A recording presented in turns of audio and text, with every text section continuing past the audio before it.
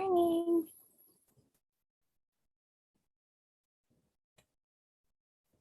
Hey, good morning. So today we're going to talk all about how to get your fall flower planting plan. This is for overwintering flowers so that they bloom earlier in the spring.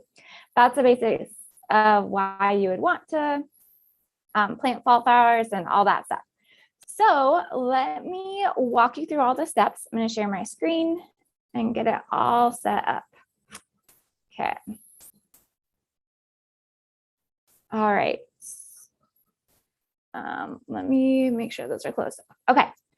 So let's go to the first page here. When you're overwintering fall flowers, there's a few steps you need to follow. The first one is you need to know your first fall frost. This is when your first freeze comes and starts killing plants, right?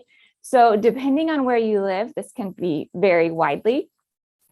Right now I'm in Iowa and my first fall frost is September 30th, but back in New Mexico, it's closer to September 9th. So these things everyone has a different first fall frost. So if you are in a more northern climate, you will already be too late for most of these things, just as an FYI. The second thing you need to do is find your USDA hardiness zone. So right here, this is put out by the USDA in North America and specifically in the US. And there are zone converters. So if you need that link, just let me know and I can help you find it if you're in somewhere like New Zealand or Australia. So that's what the second thing you need to do. Here in Iowa, I'm in 5A. The third thing you need to do is decide which varieties you're going to grow. So on this spreadsheet, I actually have a whole bunch of flowers that are hardy, and I'll show them to you in just a minute, but that'll help you plan. And I also have a link to a blog post I wrote that has more frost tolerant flowers that you know. So a lot of frost tolerant flowers are actually perennials in warmer zones. This is why it's helpful to know your USDA zone, is because that will tell you which varieties will overwinter in your location and which won't. And it's just important to know that when you're growing cut flowers for cuts, you're often growing them as annuals, because after cutting them the first year, a lot of times they won't bloom as well the next year, or they may be biennials where they just need that first period of vegetative growth before they bloom. So that's that. Let's go back to the next step. So number 4 is source seeds, which is my favorite part of all of this. Number 5 is to start the seedlings before your first fall frost date. So how this number is calculated, this spreadsheet will actually do it for you. But what it is that you need to plant your flowers either as seeds or plugs about 6 weeks before your first fall frost. Does that kind of make sense? So that way they have time to grow.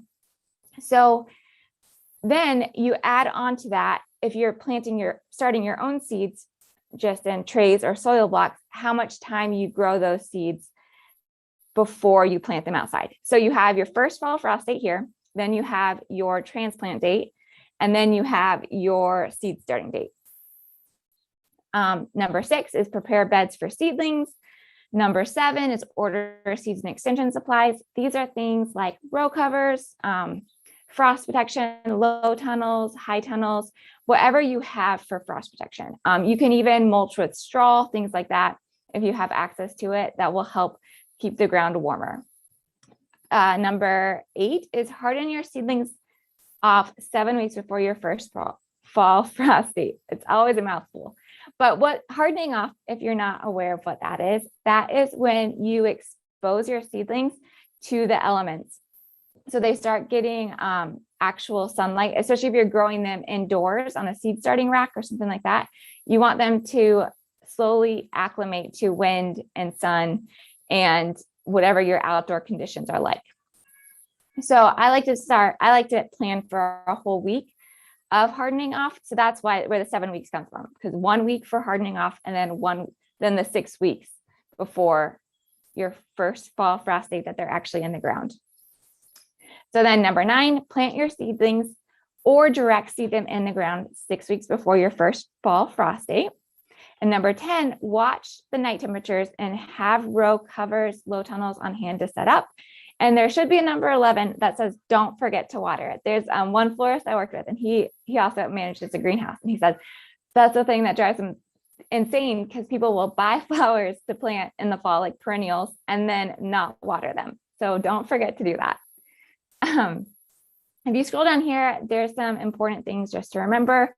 For instance, a lot of flowers, they might be hardy, but certain varieties are less hardy than others. So I think with delphinium, it's technically hardy to zone 2 or 3, but for certain varieties, like maybe belladonna, it's only hardy to zone 4. So you might need to do a little bit of research, and just because something is hardy doesn't necessarily mean that it will survive. Here are some sources. This first one is a link to a blog post I wrote that you can read more about this. And then let's actually get into it. So here's how you use the spreadsheet. You enter in today's date. This should automatically update, but if it doesn't, just enter your date. The first fall frost. I used December 1st for this year, simply because it's already too late for me and my first fall frost day. So this can kind of give you an example. And then it will automatically calculate how many days you have before that first fall frost date. And then here, this formula doesn't matter, but you can just enter in how long you typically grow seedlings before transplanting them outside. So this is somewhat up to you. It's also up to the variety that you're planting, and it's also up to the conditions that you're growing them in, but it's just a best guess on what you're going to do. So for instance, some things like zinnias, you should only plant them about 4 or 5 weeks. Sunflowers, 2 weeks. I mean, it's the same for watermelons or cucurbits, like all of that stuff, it's shorter, right? And then there's some things like artichokes that you need a long period of time. And like Dusty Miller, I usually grow Dusty Miller longer. So this is just an average seed to transplant time period in weeks. Soil blocking is usually faster than starting in trays. And then here you can just plan for how many beds you need to prep.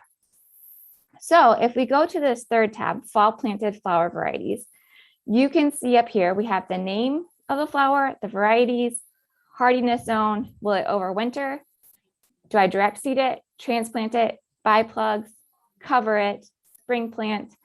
And then here, this is the information that you need to enter in addition to checking off boxes, is seedling time period in weeks. So that's the same one that is back on the My Plan tab that says average seed to transplant time period weeks. So here you get to enter that time period for each and every variety that you are going to plant. So Akia, which is yarrow, I like doing about 7 weeks. And I know that I want to plant it outside 6 weeks before my first fall frost. Okay, so I'm going to check here. Yes, it will overwinter in my zone. It says it's hardy to zone 3. I'm in zone 5. I want to direct seed it and I want to transplant it. And I'm not going to cover it, but I also am going to spring plant it. So I've checked these things off. I have my seedling time period in weeks on here and weeks before fall frost. And now I can go back to the my plan tab. And here you can see, so I have seeds to start Akia. I'm probably saying that wrong. It's yarrow, however you say yarrow. Start date is 9/1/2021. So this is where it's already a little bit late in this season for me to start this, but that's what I would do it. So if I were to start it, I would want to start it then. And then here I can just check off I started it or I transplanted it. Okay, so that's how you can use this little checklist and then plant it outside. So this is actually 9/1. So yeah, that is because that is the actual seed starting date. And then I will add, it looks like I don't have a transplanting date. I will add a transplanting date up here because that is the 6 weeks before your first fall frost, if that makes sense. So hopefully this helps. Let me know if you have any questions or any notes or any comments. Let me know. This is going to be available for you on the Grow Flowers platform. And I will make sure you get a link. Just send me your info and I'll send you a link to it. So I hope you have a great day. It was so good to see you all. And let me